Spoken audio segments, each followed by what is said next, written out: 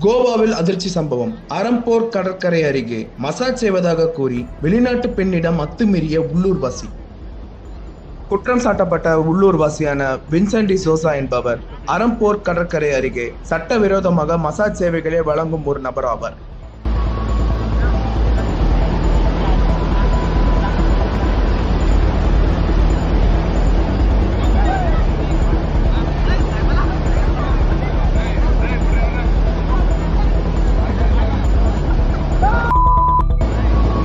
Look, Indian tourists are disturbing this for foreigners. These Indian tourists are all disturbing for foreigners.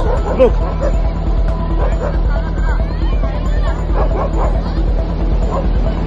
क्या हो गया?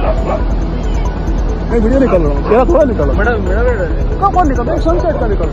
तेरे को क्यों निकालो? तू कौन है?